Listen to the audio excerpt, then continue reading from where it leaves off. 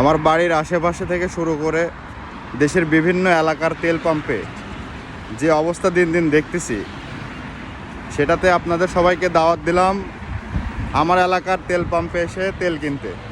দেখুন, পুরো তেল পাম্পটি ফাঁকা একদম।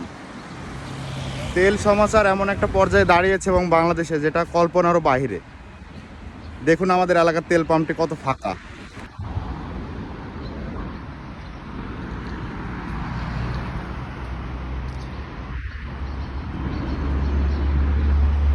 এখানে না আছে তেলের কোনো লাইন, না আছে কোনো টাঙ্কি খুলে নিয়ে এসে তেল নেওয়ার কোনো চিত্র।